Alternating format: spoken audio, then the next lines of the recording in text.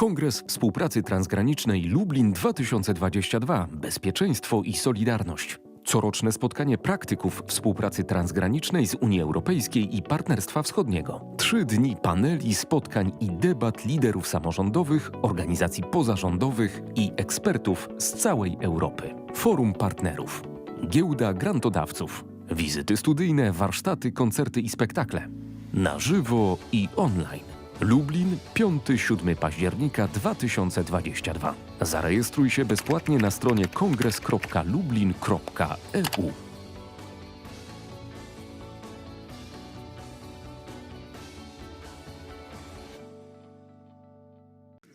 Zapraszamy do zajmowania miejsc.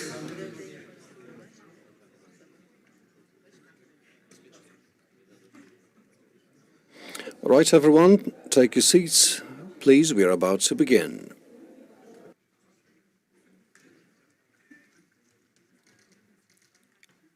Dzień dobry Państwu.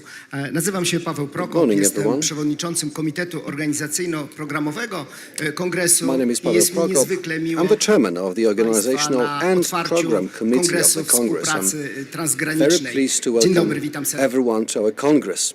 Good morning. This is the 11th edition of the Congress. Się praktycy współpracy transgranicznej where practitioners and theoreticians come together to talk about cross-border cooperation, to talk what is most relevant to us. This year's Congress slogan is security and solidarity, the two perhaps most important words, most important emotions today that convey our expectations, our hopes, but on the other hand, the key values that we are guided by. The Congress is interpreted simultaneously into Polish, English and Ukrainian. As last year, it's a hybrid Congress because I imagine there are people who have not been able to reach us, so they can still be here remotely. And of course, we are very glad to have a lot of guests, a lot of partners on site together with us. So I believe everyone is very close to our heart, whether on-site or off-site, because we have been together for so many years working as partners.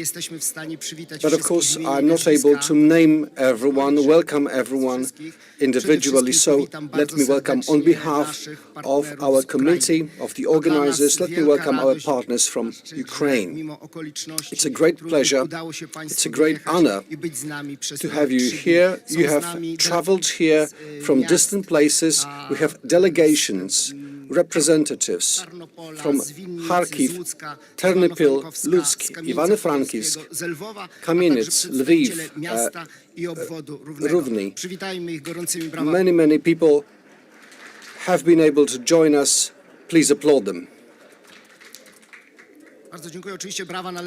And of course the applause is for guests from other places, Debrecen, Chisinau. Tomorrow, the mayors will sign a cooperation agreement. We have also representatives of Finland and Wergeland Center from Norway. Welcome.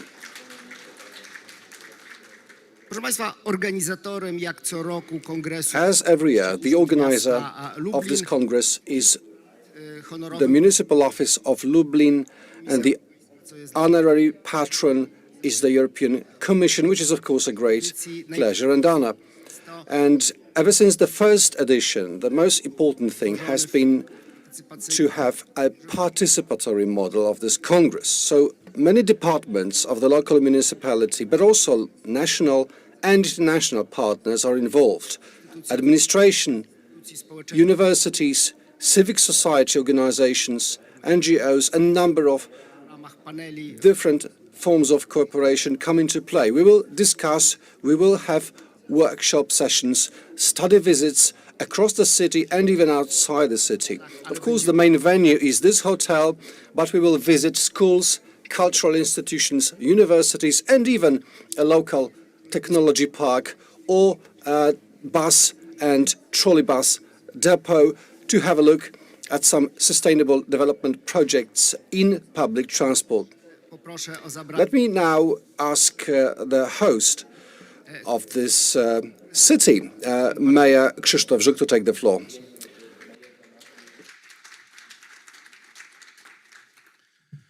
Witam wszystkich bardzo serdecznie, zwłaszcza po tej... Good morning, everyone. Welcome on site. We haven't been able to meet for the last two editions on site because of the pandemic. I'm very happy that we are back on track to design our future together, our future cooperation together. I can see Mayor of Kielce, Bogdan Wenta, with us, To pokazuje, że which shows that Polish cities want to work closer together and propose w jakim a shared offering of know-how to anyone who would like to use it przywracania in the normalności process of restoring współpraca a regular, normal life in your cities, in Ukraine and elsewhere. This cooperation is a great experience. We have worked together for 30 years. We have learned from you. Just to remind you, Vinica system used to have a very well done e-government system while we were just beginning to implement it. We copied some best practices from Ivano, Frankivsk. So we always learn from each other. We always have something to exchange. And there are different financial opportunities, of course, but on both sides we have experts with expertise, great managers, and this combination of our potentials impuls should provide a stimulus for development, both in your locations and in Poland. powiedzieć oprócz przywołanego tutaj pana prezydenta Besides Mayor Wenta, that I have spotted in the room, I'd like to speak also on behalf of other mayors of Poland associated in the Union of Polish Metropolises and the Association of Polish Cities. They also work with Ukrainian partners. But these two organizations really rely on networking of organizations. And our Lublin experience sometimes may not match your needs, but we will help you find a partner that you can learn from or that you can teach them something, whether in infrastructure or other projects. So ideas that can be copied right away. So this is how we can help. And you know us, we have worked so long together, we are really flexible jesteśmy. to help you develop different planes of cooperation Chciałbym, by ten with particular focus on networking. już się ukierunkował Well, this Congress is looking ahead because we are going to talk about aiding, pewnych doświadczeń assisting płynących również i tu w Lublinie. refugees, local residents. In Lublin, we have established a social aid committee for Ukraine. Wspierało These are mainly NGOs, but with the participation of the city. The city provided funds, provided different instruments, but it's in the first place NGOs and volunteers who assisted the huge wave of refugees, mainly women and children, that we welcomed shortly after the war. These people need special attention, special sensitivity, and I believe they got it. Sometimes when talking to people, I give this example of a young volunteer who stopped me in the street and he said, "Give me your mobile number because I'm now driving to get a large family from Ukraine.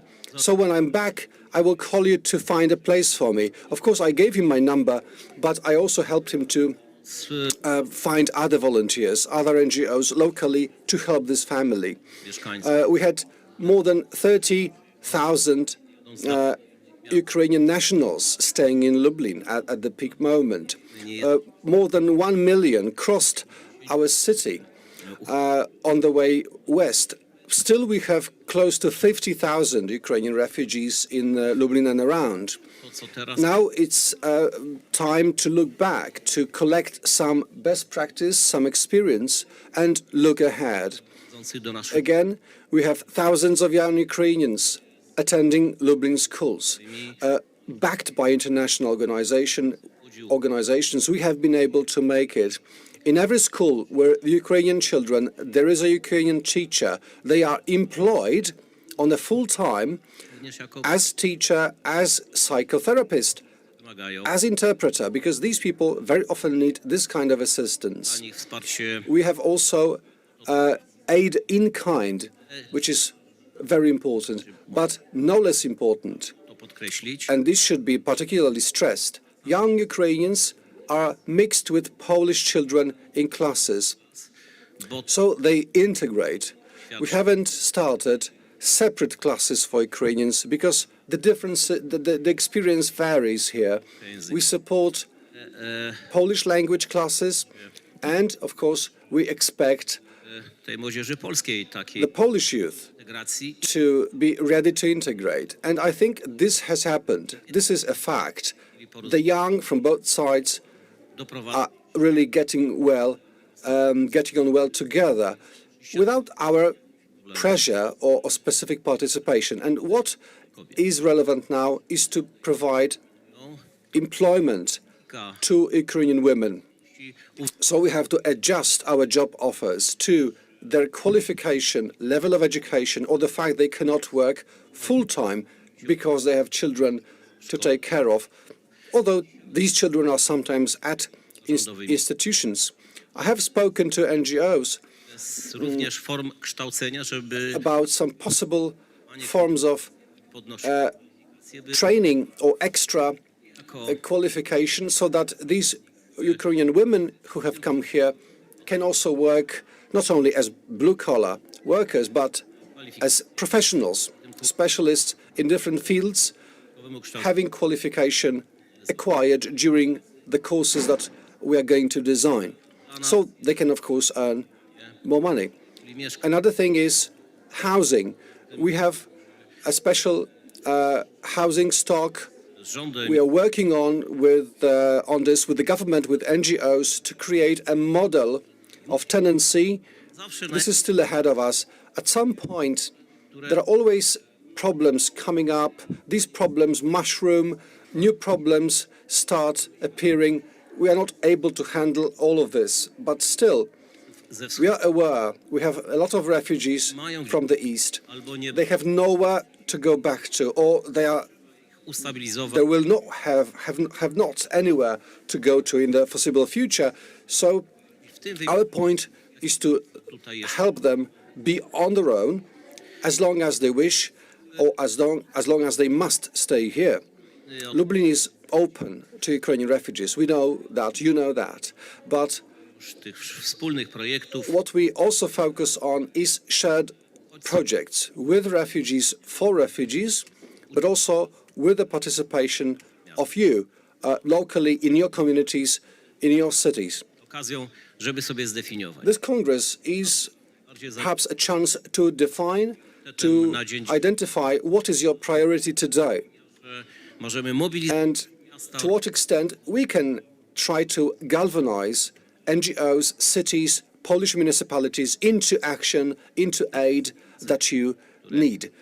I believe there is a few hundred projects behind us, completed together in Ukraine with very positive effect for your communities. We want to continue this, although in a much more demanding setting, in much more demanding conditions as we have now. We have 10 partner cities of Lublin in Ukraine, many projects done together also outside the cities, and as Mayor Venta told us earlier today, we are a great partner to Vinnytsia because our both cities work with Vinnytsia at different levels. So this networking between Polish and Ukrainian cities is absolutely fundamental because we can help each other most effectively. Thank you. Dziękuję bardzo, panie prezydencie. Thank you very much, Mr. Mayor.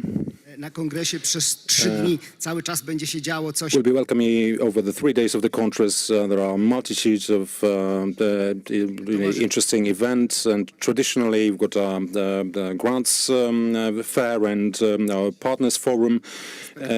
Also, we'll be sharing the assumptions, the perspectives of the new financial framework for the Poland, Ukraine cross-border cooperation.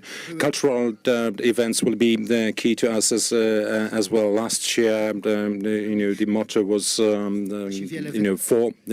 Belarus. Then this is a city over the borders, across the borders. That's the motto for this year's the edition. Let me just mention the other 3 the associated events. That is cross-border cooperation academia, where people from the cities network to increase, to improve the managerial and cultural competencies. The youth for the cities for the youth. That is sessions of the debates and meetings of the youth. Let's remember that in 2023, Lublin will be the international youth's capital. And also the Lublin-Kishinev joint project for sustainable public transport. A lot of interesting events for you to attend, so please be welcome. And use the opportunity, also use the opportunity to sightsee our cities. Now, let me invite Krzysztof Stanowski from International Cooperation Office, the city, the council, to open the panel for this year's edition of the Cross-Border Cooperation Congress. Thank you very much, Paweł. Good morning, everyone. Hello and welcome, ladies and gentlemen. We are just starting this Congress with a talk about security and solidarity. This is the 223rd day of the brutal Russian aggression against Ukraine. We are observing the heroic defense of Ukraine by the Ukrainian army, but also local governments that we have been in cooperation with for so many years. Let me invite to the discussion the representatives of Ukraine. Some of them will take part online, and from the Western Europe. Let me welcome Irena Czebela from Lutsk, Ruslan Gaida, Deputy Mayor of the city of Ivano, Frankivsk, Ihor Krechkevych, Deputy Mayor of the city of Rivne. Let me welcome online na ekranach będą z nami Ihor Terechow, Charków, Mayor of the city of Kharkiv, the city with which Lublin has just signed the partnership agreement. He'll be attending online, and Oleksandr Syenkevych from the city of Mykolaiv. Hello and welcome, everyone. Z Europy Zachodniej. Representatives of the Western Europe and CE, Anna Perona, Executive Director, the European Wergeland Center in Norway, the important the institution of the Council of Europe. We'll have François Richez, the President of the Civil Protection from France. Together, we have sent hundreds of trucks with assistance and aid to Ukraine. A friend of Europe as well, from Debrecen, István Puskás, Deputy Mayor of the city of Debrecen, from Hungary. Hello and welcome, everyone.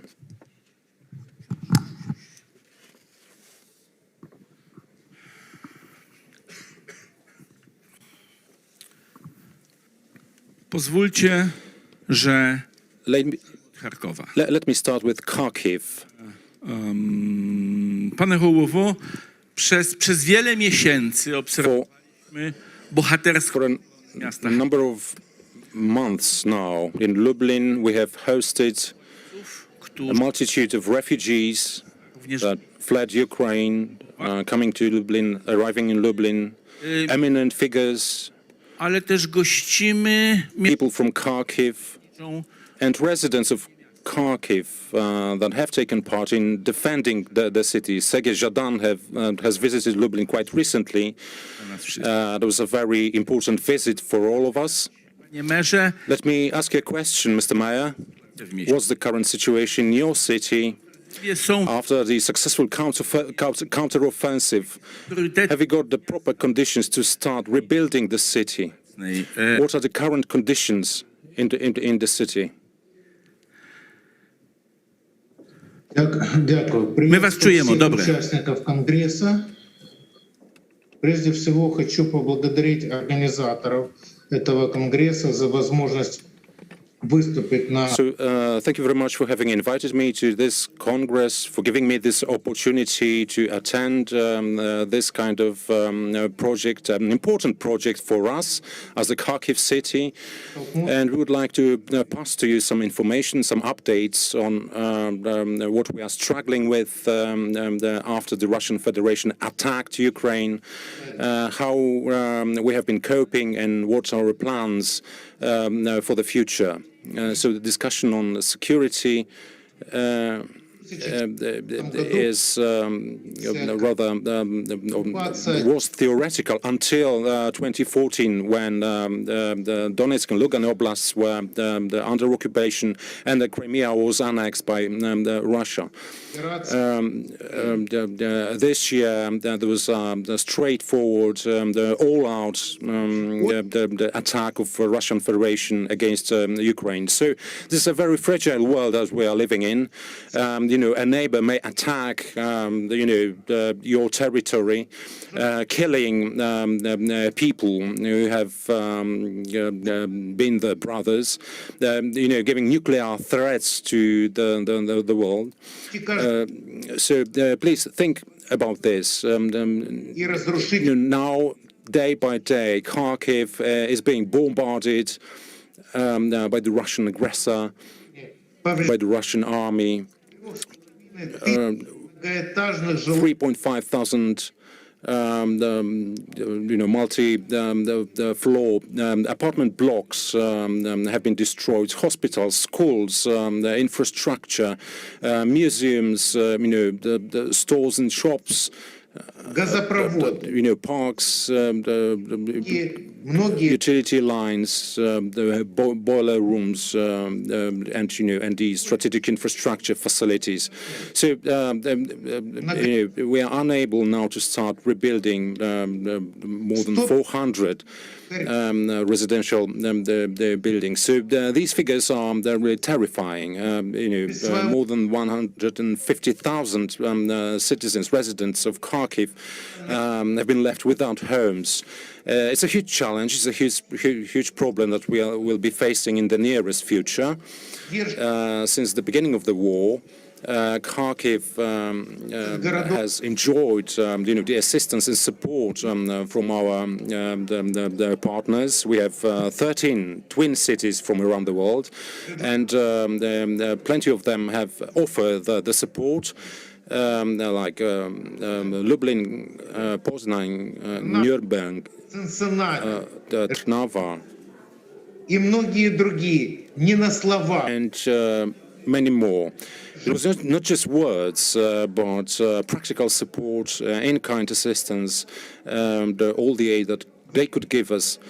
We got it, and they are continuing to do so. And to many residents of our city who were forced to flee the Ukraine, to flee the homes, they have given the shelter, the accommodation, and food. And this process is continuing just now. We have new friends now. In May this year, we signed a partnership agreement with the Polish city of Lublin. So this is about cooperation in recovery and rebuilding of Kharkiv after the war, rebuilding the public services in various areas in our city, as early as in July, Turkey, the US also joined to draft the plans for rebuilding the city. So I'm sure that together we'll succeed in delivering on these plans. Now we are working on developing a new general development plan for the city of Kharkiv under the lead of Perona-Fjeldstad, a leading British architect. So the basis for the basic assumption of this plan is to rebuild Kharkiv city as the perfect ideal city of the future, which would be comfortable and easy to live in. Our plan is to deliver on these objectives in a very short time. To do so, we need any assistance that you can give us. Let me just highlight and stress that our partners continue to work with our city. They are declaring that they'll be supporting also coming projects. The president of the European Bank in Ukraine has announced that all the projects that are in progress will be supported. This is the subway stations, trolleybus, bus lines, new trams, public transport, and also the projects on security and safety in this city. Kharkiv has got a lot of support from the foreign organizations like National Civil Protection Federation. Is one of the largest humanitarian aid providers to Kharkiv. It's a very specific, concrete the aid, food, the city, the cleanliness, machinery, and so on. We are working with UN agendas who provide electricity generators, the boiler, the equipment, are helping us to prepare for the winter time. It will be a very difficult time for us in terms of the heating for the private homes, infrastructure, and all the public services that we need to provide to our residents. So it may seem that those willing to support Kharkiv are plenty. And let me say this: aid is never too much. I mean, there's been so much of destruction in Kharkiv that the 1 million the population of the city was just 66% of what we used to have before the war. Many of them need social care, social assistance, and as a city administration only or alone, we simply are incapable of delivering all this aid. That's why we are looking forward to efficient and swift cooperation with as many international partners as there can be. There's a long way for us to go, before we win. But on our part, we would like to grab all the opportunities, not to start rebuilding the city, restore the previous condition, but our plan, our ambitious plan, is to build a new and ideal, perfect city, and we are doing this even under bombardment. I mean, the public transport is operating. The subway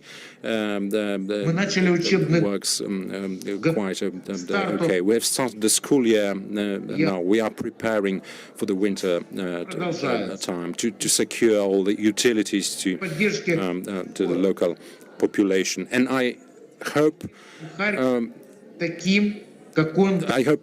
very strongly that with the support of the world, will make Kharkiv a proud member of the European family, as it deserves to be. Thank you very much for your attention. Pan mer powiedział jedną ważną rzecz. There was a very important the message to the mayors of our cities. We won't be rebuilding, the schools in Kharkiv as they used to be.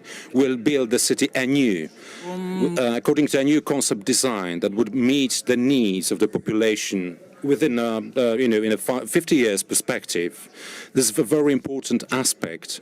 But before we go to Mykolaiv, which is a frontline city, we've got Oleksandr Syenkevych. Mykolaiv again is a frontline city. Only a 60-day period where you didn't have bombs falling down on your homes. What's the situation in Mykolaiv, and how can we help you? Доброго дня, вітаю, шановне панство. Сьогодні Миколаїв. Hello and welcome everyone. Today Mykolaiv is 224 днів війни. Тобто it was only 34 days free of bombardments. So nearly every day, every night, we had bombs, the shelling, attacks, also using prohibited weapons, killing the civilians, killing people in the streets and at the bus stops, or just going for the groceries. So I'm really glad that I'm here today with you, just and have the opportunity to talk about what's happening in the city now and about our plans for the future. So again, we are under continuous attack. We have been under continuous attack for long now, and what I keep telling everyone is that even if you have some experience of war, it's something different. I mean, it's something different than just watching the television, than watching the news. If you experience that yourself physically, it's really, really painful. And it has been really painful. The war has been really painful for all our residents, for all Ukrainians, since February 2024, we over 224 days we have been an active armed effort, as I said before, only 34 days free of that experience. I won't be repeating what the mayor of Kharkiv city said. Mykolaiv is experiencing just the same. Our city is the smaller one, approximately 500,000 population before the war, and 200,000 people just now. And I've been encouraging our people to leave the city if only they can. Overnight, this night, another series of buildings have been destroyed. A girl was killed, and dozens of buildings completely destroyed, ruined to the ground, shaved to the ground. Residential areas, civilian facilities, not military objects by any means. So it's the random attacks that we are facing. A large part of our city infrastructure has been destroyed, more than 33%. We have lost 3 schools that are unfit for reconstruction. We have lost hundreds of civilian lives. And I believe that had the residents not fled the city, this toll would be much high. I would like to thank all our Western European partners who have received and welcomed warmly those who fled Ukraine and who are helping just now to prepare for the winter time. The water supply is our major issue at this moment. Back in April this year, the Russian army destroyed the water supply lines from the Dnieper, the river. For a long time, we had to use cisterns or tanker trucks, to distribute water to our citizens for living purposes. Now we are water supply lines are being under construction. Part of the city is supplied now from the Bug River. Unfortunately, this is salt water. There have been dolphins in the river, which is the best proof that there's salty water. So it's not directly potable. We need to treat it. We continue to extract underground water as well. And this is like Second World War. The pictures. People need to prepare the water very carefully before they can drink it. And again, the salty water you can use for hygienic purposes, but not for food. Another challenge comes with the winter time coming. The salty water cannot be supplied to the heating system, and there are a lot of partners, international organizations that support us in providing the options for desalination of the water that we have available now. Also, among our colleagues across Ukraine, there are problems because of the water supply, lack of utilities, disruption of utilities. Unfortunately, we have to close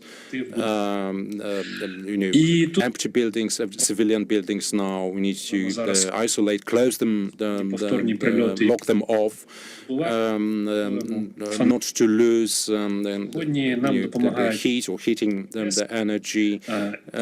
We найближчим часом прийдуть бригади. Use various methods to do so.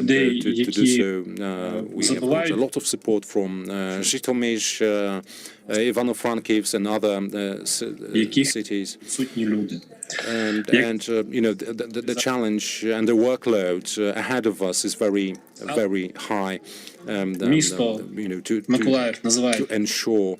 To secure the heating needs of our residents. This almost every day that I give my thanks to all the forces, medics, firemen, public servants, rescue people, both civilians and military members. Our teachers continue the lessons mainly online. Approximately 10,000 pupils and students stayed in the city until this day. We continue our cooperation with international partners, international organizations, and we are planning for the future reconstruction or rebuilding of the city. And yes, I would agree with Mayor of Kharkiv. It will be our challenge to build the city from scratch anew. We need to decide whether to follow the past designs or perhaps come up with something completely new. That is why I would like to thank once again, all those who support us in our fight against the Russian aggressor, and I would like to thank all those who have contributed to this. Коли клацаєш новини, то більшість з них є про Україну, про війну. From a number of countries Дехто трошки вже може major part of the news is about Ukraine, about what's going on in Ukraine, and there is this feeling of tiredness. But please keep in mind, Ukraine is fighting not only for its own independence and its own territory. Ukraine is fighting for European values and for European future. Ukrainians are people who really want to live in a sustainable world with renewable, powered by renewable energy sources, clean environment. We are fighting against Russian peace or the Ruski Mir. That is, Ми не бажаємо цього. the power politics of Russia driven by imperial ambitions. I mean, this is something that we don't want to get. Today we are defending the entire world against the Ruski Mir. I would like to wish you productive discussions, very fruitful meetings, для майбутнього розвитку, successful networking, just to generate positive outcomes for our cities, for our nations, for establishment of new foundations of future cooperation. Thank you very much. Ви тільки що сказали про Івано-Франківськ. Заступник голови є Thank you very much. Пане Руслане. We have just mentioned Ivano-Frankivsk, and here we Dalej have od frontu. Oczywiście od Deputy czasu Mayor Ruslan. Ivano-Frankivsk, ale nie tak jak Mikołajów, czy nie tak blisko frontu jak Charków. Jaka jest rola takich samorządów jak Frankivska w tej wojnie?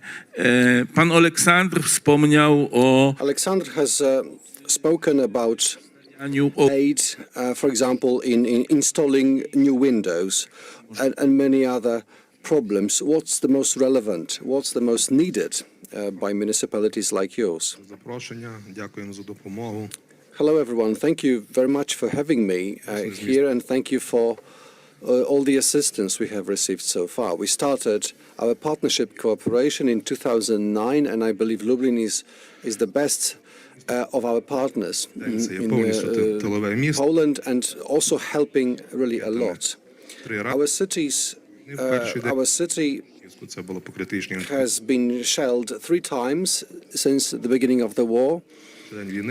Mainly critical infrastructure was destroyed. 1 military was killed.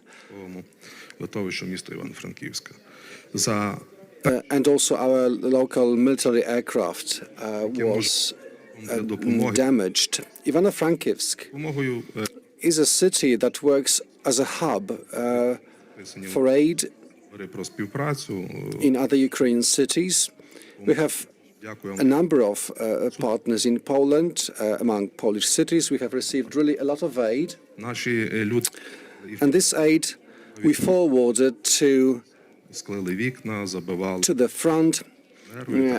Our citizens worked in other Ukrainian cities in repairing roofs or installing new windows. And we also help other partner cities. We offer medical help. We provide foodstuffs. Ivano-Frankivsk is also very active in helping the military. We provide military equipment, clothes, and anything that they might need.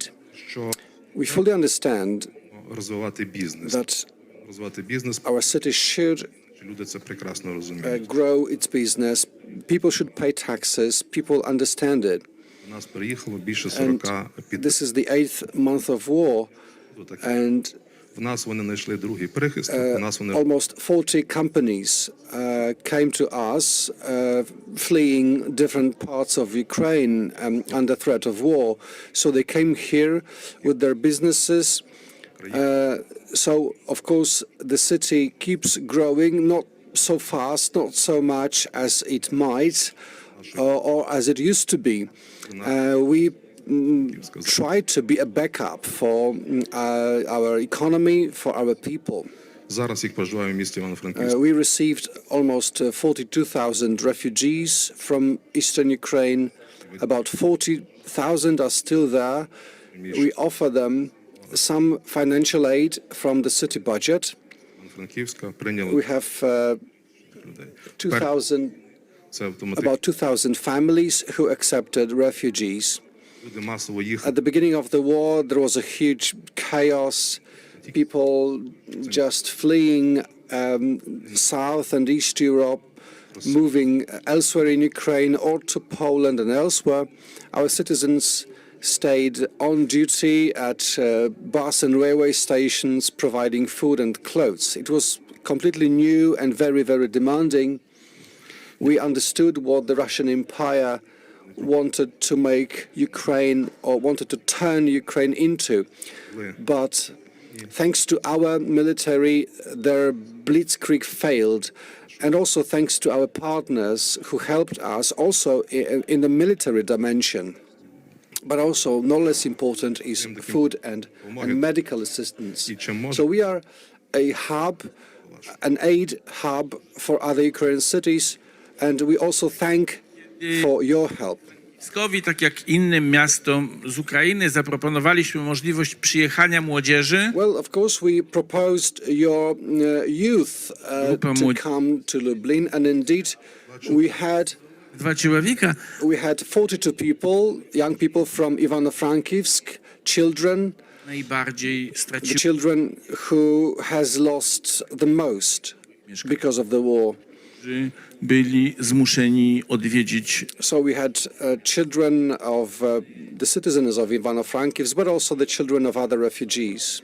We have also Ihor with us, another important partner of Lublin, which is Rivne, the city of Rivne. Rivne odgrywa kluczową. Again, Rivne is playing a key role I we wsparciu. In defending and supporting the Ukrainian military. What's the role of relocated people? People who came to your place.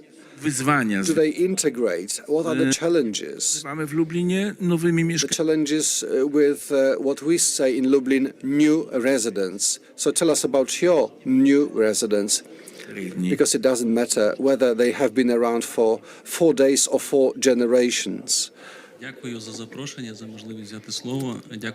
Hello everyone, thank you very much for having me here. I want to thank Mayor Żuk, the mayor of Lublin. We have worked together for more than 10 years. Referring to what my pre-speakers said, besides the fact that Rivne is also a hub securing supplies to the rest of Ukraine, we are also a transit city for aid coming in from the west into Ukraine. And also, we are a transit city for many refugees trying to reach west. Some people decided to stay in Rivne, some continued their journey to Poland and further west. So for us, Lublin also worked as an aid hub. We established special cooperation and introduced special facilities for NGOs, organizations that send aid. We are very, very grateful for that. We have a couple of projects in the pipeline. For example, a project for Ukrainian citizens and Ukrainian cities. So people who moved to Rivne because of the war, this is roughly 20,000 people.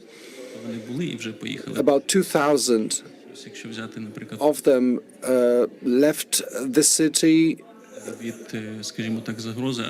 For example, they went to Ivano-Frankivsk, which is a bit further Further away, Rivne is not far from Belarus, which still poses a threat.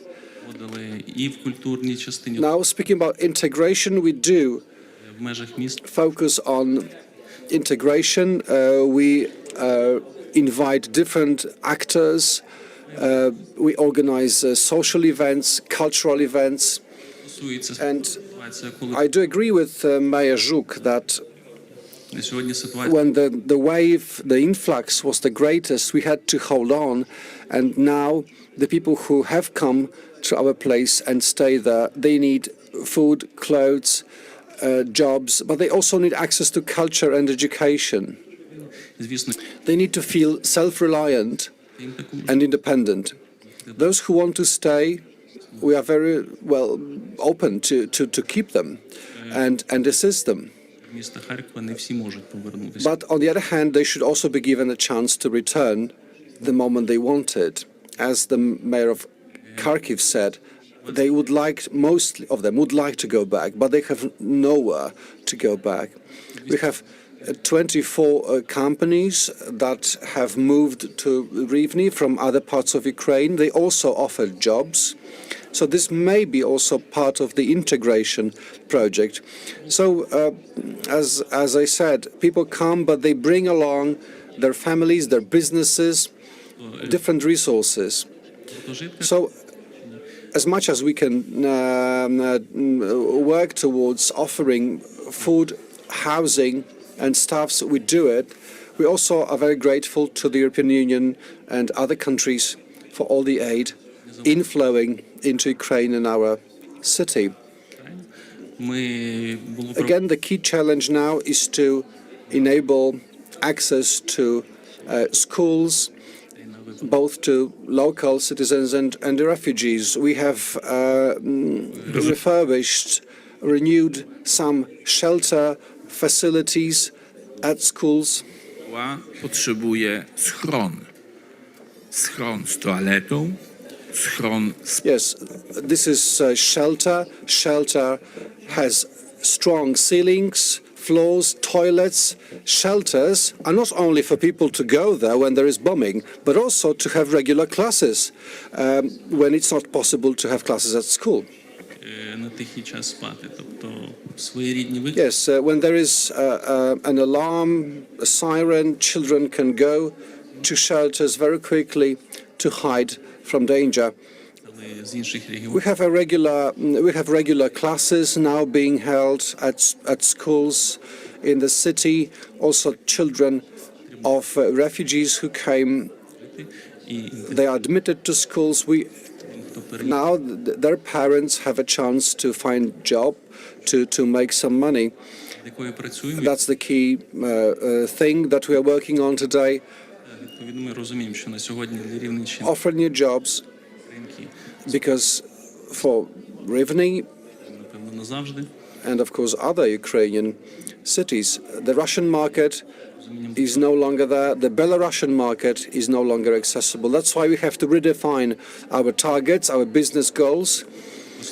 But, well, I think this is a new opportunity to rebuild our economy, our business relationships, redefine new ways to do business, to make money.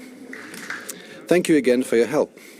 Online mamy już pierwsze pytania do naszych gości. Well, we have some first questions that people ask our guests from Ukraine.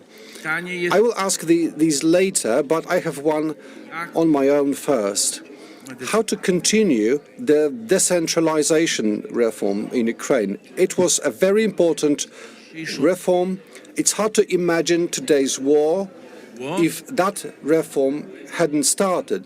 So I will go back to this question when we go back to Ukraine, but now let's move to France. Jest François Richez. We have François Richez, Protection Civile, the head of the French Civil Defense Organization, together with Lublin. Mógł przesłać setki They worked to ciągi z pomocą send hundreds of trucks François? many trains with aid to Ukraine. Ja, François, over to you. będziemy mieli tłumaczenie z francuskiego. We will have interpreting from French. Wszystkim bardzo dziękuję Państwu, że mnie Państwo Hello, everyone. Thank you very much for inviting me. zaproszenie na kongres. Pour revenir en quelques mots sur cette crise sans précédent, je pense avant tout Myślę, że jeśli mówimy o kryzysie, Speaking about the current crisis, myślę, że to przypomina drugą wojnę. it reminds us perhaps of the Second World War. And this crisis Jakby jest to kryzys terytorialny, jest to konflikt. it's of territorial nature. It's a military conflict that shows the heroic stance of the Ukrainian nation. Ataki, które się powtarzają na Recurrent attacks i obrona. on different facilities and infrastructure in Ukraine. It really affects everyone, Do II wojny światowej. as it was during the Second World War. It's an attack against all our shared values. Dlatego robimy wszystko, That's why we do our best to help the Ukrainian nation in their current crisis. cywil od razu się That's why Protection Civile were involved right away, right from the start of the war. pomóc nie tylko We wanted to help not only Ukraine, graniczą z Ukrainą, but also its neighboring countries pośrednikiem w tej pomocy. who are intermediaries in all this aid effort. We are very happy that France has been able to send aid through our partners Za pomocą partnerów across Europe, particularly Ukrainian neighbors. cywil jest pomagać obywatelom. Our first mission, our main mission is to help citizens in a broad sense. Pomaganie ofiarom, Is to help victims of warfare, civilians. mamy tych paralel do II wojny. So again, if we can compare it to the Second World War, Musimy myśleć o we have to gwałtowności ataków. keep in mind how violent the attacks are, Kraje, które and that countries that były okupowane, back in the Second World War, countries that were not occupied helped those who fought organizacja, która the totalitarianism. And this mission continues, of course, today. cywil, która And się przestawiła our organization is very flexible. We were able to very quickly transform postaw, and channel our efforts to help Ukraine. szacunek, jeśli chodzi o ich postawę, And the stance of the Ukrainian people jeśli chodzi o zarządzanie miastem i krajem. is impressive. The way the country is defended and managed is very impressive. And we can see this. And that's why we are even more willing to help Ukraine in these extraordinary conditions. Perhaps Genezy tego going back to the beginning of our partnership with Lublin, ale chciałbym też powiedzieć, że Protection Civile the French civil defense, mogła wysłać, before we were able to ship musiała all aid to Ukraine, we had to contact Ukrainian partners, Polish partners, and po tej to find an intermediary in this part of Europe.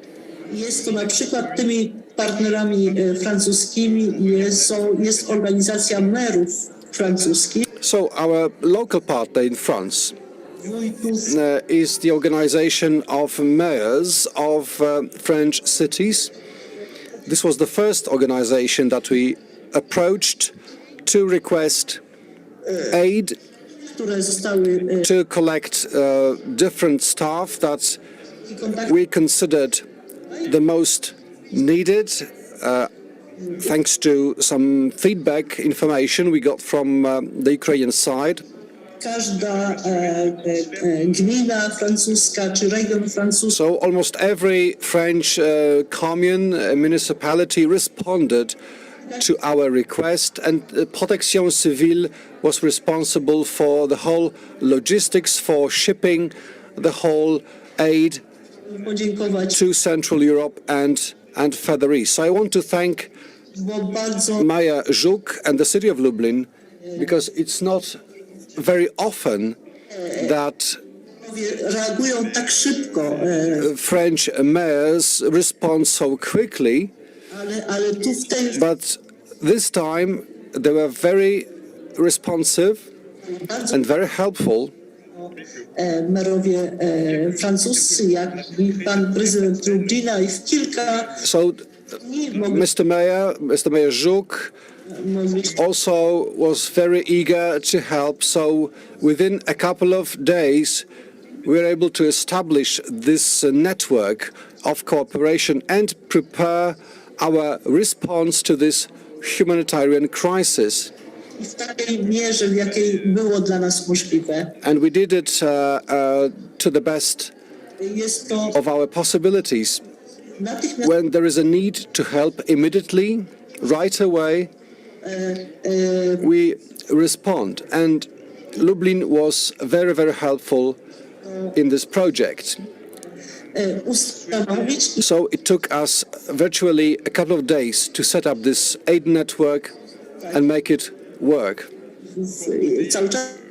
Zresztą pozostajemy w kontakcie z zespołem lubelskim miasta Lublin. Of course, we stay in touch with the Lublin team. We try to make the best of this cooperation, Określić, zdefiniować potrzeby, and we keep defining, identifying needs so that our response can be targeted, jest jakby odpowiedzieć na potrzeby, because this is what matters in the first place. Respond to the real needs of Ukrainian cities, Ukrainian partners. This is how we started to work in March. było tak jakby taki pomost między And we were able to build a bridge between Lublin and Protection Civile, z Rumunią. but also with Romania. Bardzo szybko zostały wysłanych We have sent 300 pallets rzeczy, które of different stuff, środkami, hundreds of trucks, but also other means of transport, including train. potrzeby. Co to było, że na przykład produkty medyczne i podkreślam, że jesteśmy w ciągłości działania. So we are really working on a continuous basis. It wasn't just a one-off event or project. Pomocy This assistance has not finished. Thanks to Mayor of Paris, we have also collected na przykład zarządzania odpadami. some assets related to waste management, for example, because we also want to Chodzi o plan in the long term. That's why we also consider waste management and water treatment. This is the kind of aid we are considering now. organizuje tę pomoc, jeśli So the French government mamy grzewcze. helps, for example, by providing heating systems. Chciałbym jeszcze raz podziękować So let me thank Lublin że za przyjęcie nas, za pomoc for accepting naszego dnia. our help, for establishing cooperation, for building bridges. Otrzymaliśmy od Państwa medal Lublin bohaterom. We were awarded with your special medal, the Medal for Heroes. Thank you very much for that. Together, we can help the Ukrainian nation the best we can. And you can really count on us. We will continue helping. Dziękuję bardzo. Merci beaucoup, bardzo dziękuję. Są z nami... Thank you very much. We have people from Protection Civil who've been working with us. Thank you so much. We couldn't be here, Mr. President, but again, thank you for all your support over this difficult time. Anna Perona came to us from Norway. You are a representative of the European Wergeland Center, and a country traditionally has received multitudes of refugees. We have the joint project with the Wergeland Center, civil education. What's the role of formal and informal education for us to be able to cope in such crisis situations that like we are in just now, a war at our closest neighbors? Thank you, Krzysztof. Yeah, I do believe that we are also fighting for our democracies in our schools and in our classrooms. And when hearing to you, the mayors, you are in the middle of the most difficult times, and all of you spoke about rebuilding educations, rebuilding our schools.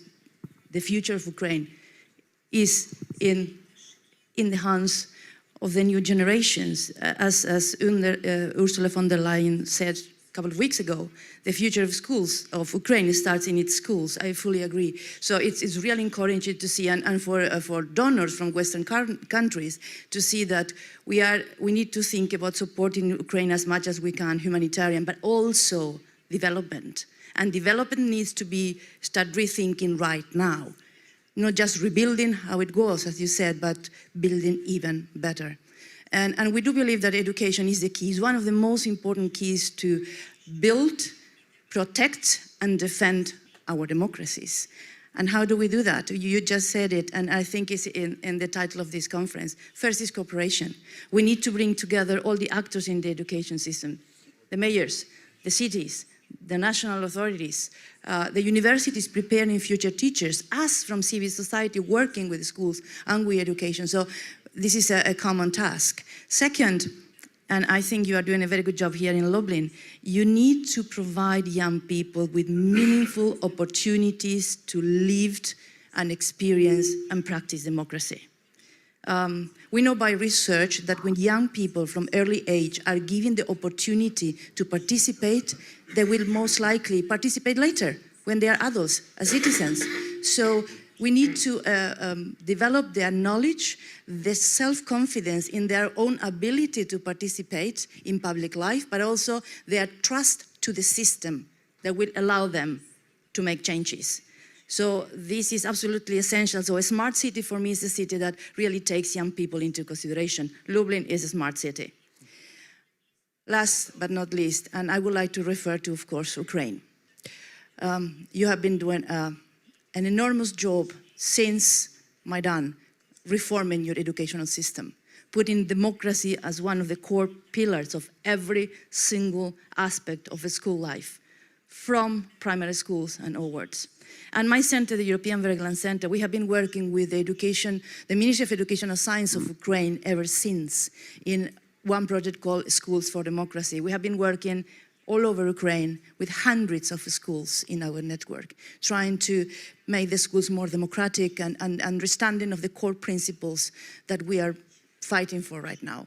When the war started, I started listening to the stories coming from, I'd say, our schools. They are also in your cities as well. When I understood that, I said, we need to document this for the future. Because what we really were experiencing is how this democracy was put in practice in the most difficult times, in the middle of the war. What we saw is that schools, they were transforming themselves from centers of learning to centers of civic resistance, of democratic resilience. They were organizing themselves, the whole school, with the students, with the parents, with the local authorities. The centralization, of course, has a part in that as well. And they were providing shelters, not just for the kids, they were for the whole community. They were organizing activities from the displaced children. They were doing inclusion activities to make them feel more welcome. Teachers were taking all kinds of roles. They were volunteering, they were engaging. And that was absolutely amazing to see. And all of these stories we are collecting, we are going to publish with the Council of Europe, because Europe needs to see and needs to understand. Then we also did group interviews with young children, 14-year-olds, and we asked them, what is the most important for you now? And you know what they said? The core values. These values we were learning in schools, they became so tangible. We could even touch it. It's, you know, we are at risk of losing it. So this is the most important things in our lives. And freedom to decide the destiny for yourself and for your country was at the top. Second, most important thing, critical thinking. We are talking 14 years old that telling us we need to understand how to manage information. What is this information? How is it being manipulated? We need to ask questions. We need to engage, maybe because they were seeing what was going on the other side of the border, where this is definitely not a value. The third most important thing will warm your heart: solidarity and empathy. This is exactly what we need to do and develop more and more of these cooperation skills. How we need to learn to work together to really respond to all the challenges we are having. So when your schools were put to a test, they really got the highest marks. And this is also for me a message to governments now that are going to face very tough decisions, and they would need to prioritize. Education needs to be at the top of your agenda, because it's effective, it works, and it is about our democracies. Thank you. Thank you so much. I remember the moment when Wergeland Center was established and we're thinking in Council Europe, what will be the role? Yeah, this is the role of such institution. Thank you for your presence. And majority of us know that in Lublin we employed 50 Ukrainian teachers in March. Now we have more than 80, understanding that their presence in our school is something crucial, and they became part of the teachers community, school community, working with parents, teachers, and students. Thank you again. Let's move to Hungary. Debrecen is a partner city of Lublin. What cities like Debrecen can do for the refugees? What's the role in the country where it's not obvious that this is the first choice to assist Ukraine in the war? Thank you. István. Mr. Mayor, dear colleagues, dear friends, I think that for all of us, there will be a lifelong memory, that shock that we had after the first news in those terrible days of February. But I think that there will be another lifelong memory for all of us, even for us in Hungary, which is the first and immediate moving to help. Even we in Hungary, just after the first news, moved together like private persons, NGOs, public institutions, municipalities, we moved together to help in different ways. The first movement was to run to the border. Hungary has got a small but important border with Ukraine. So really, after a few hours, I remember there were like thousands of Hungarians to help in really different ways. Everybody made all of their best, and with all the capacities that they moved to help. But right after, even in the country, we moved together to organize our activities to help the refugees. Probably you know, but Debrecen is the first important international city after the border. So we've got international airport, for example. And so our first reaction was to move. In Debrecen, as I heard, even as in Lublin, we've got a social aid, a charity committee, which was set up years ago to help the local citizens. During the pandemic, this activity was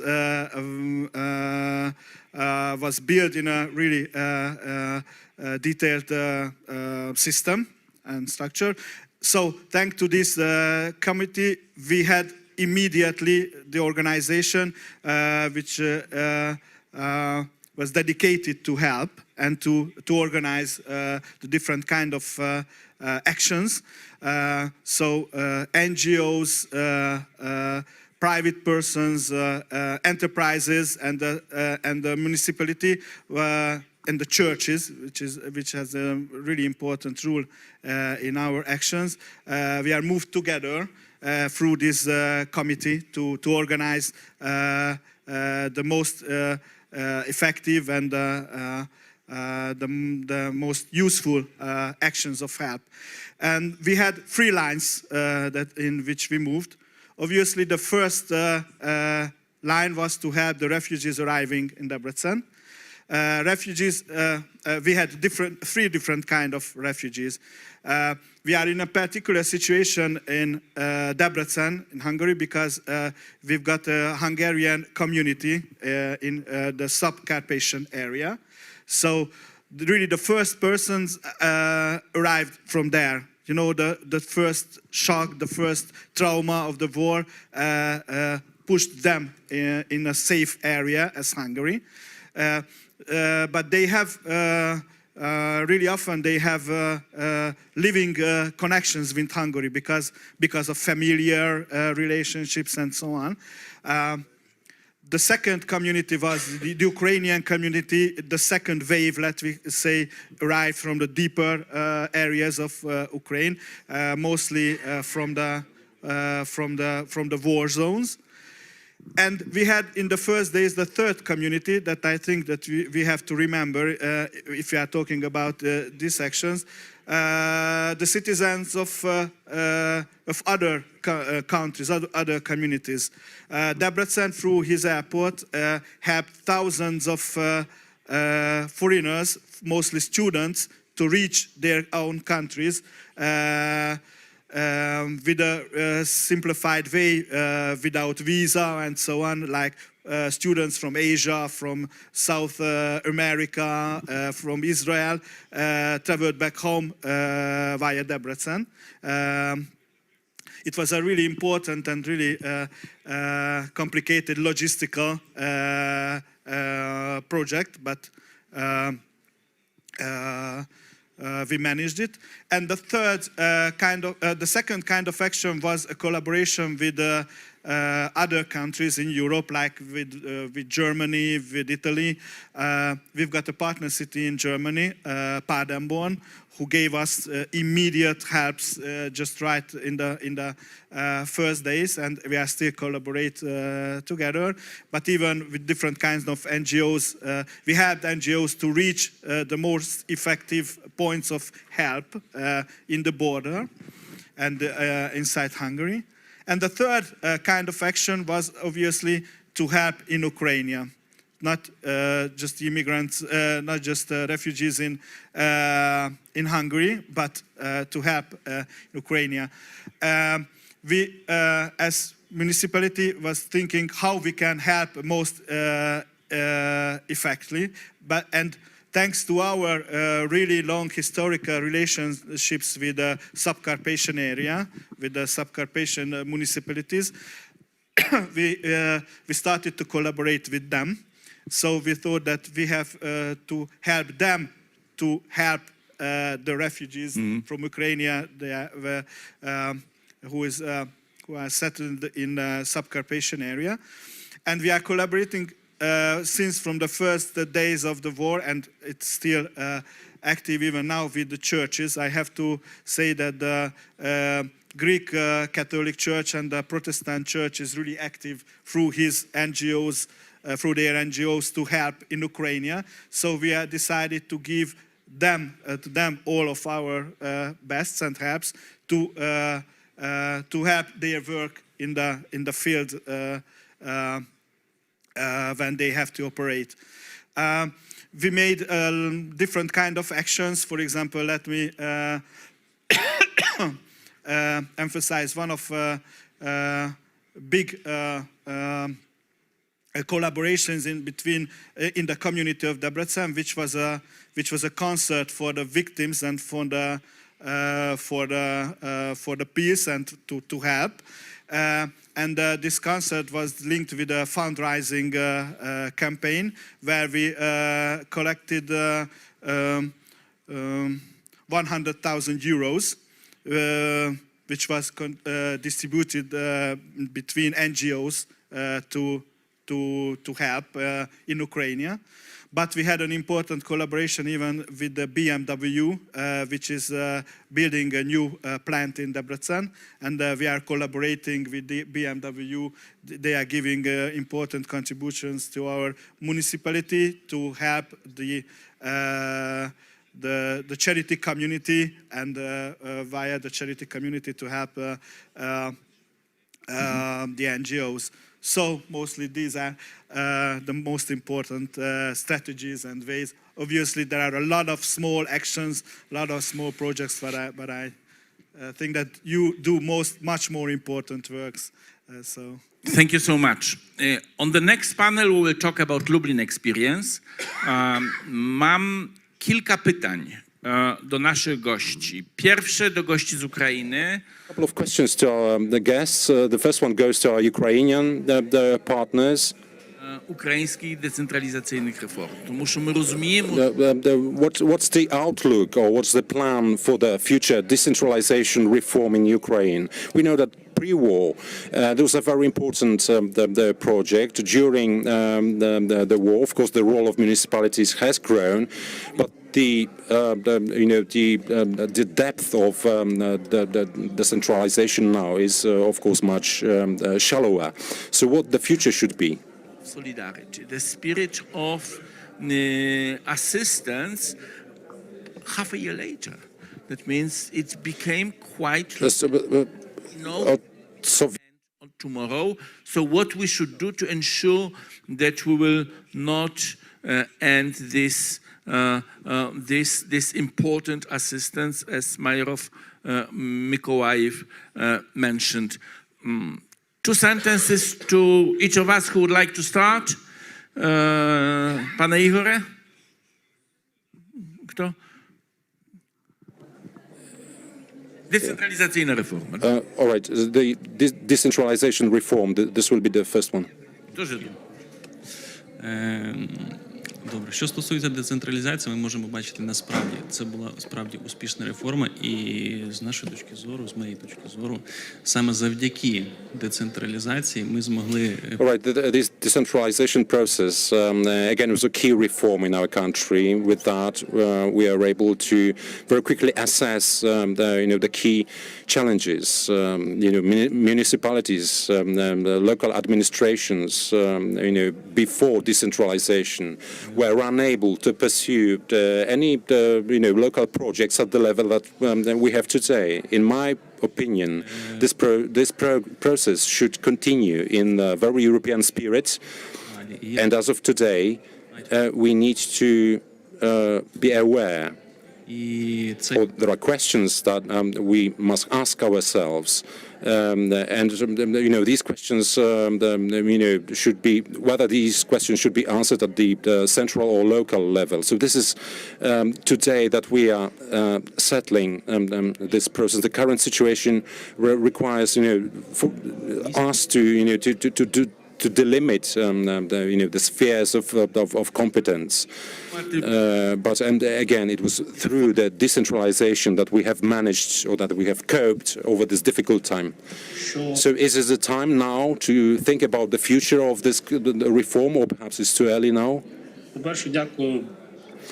All right, so first, thank you, Krzysztof, for this question. Quite recently, we have attended a forum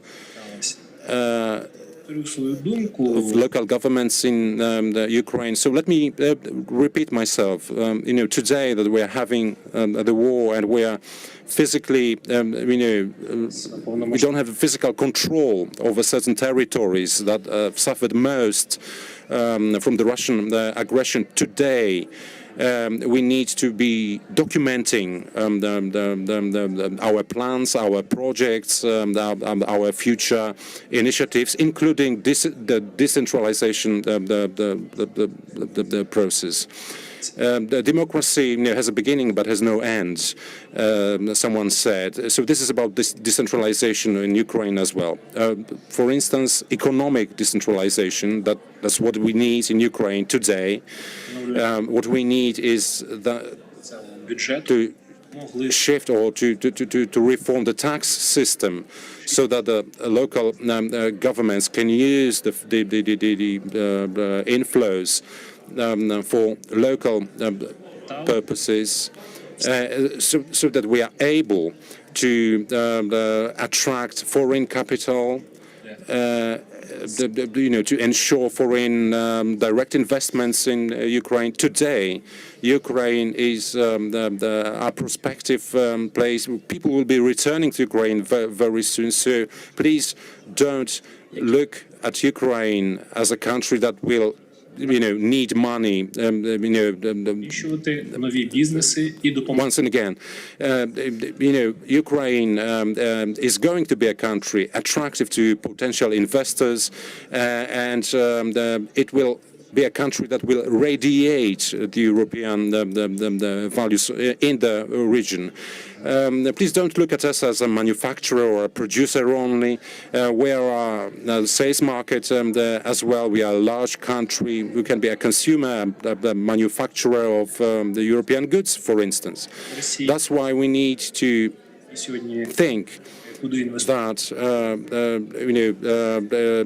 European investors who have left Russia could enter Ukraine, but for this to happen, we need certain instruments, and we need to develop them. Please let me remind you that Ukrainians who fled to Europe differ somewhat from the immigrants from Africa, for instance.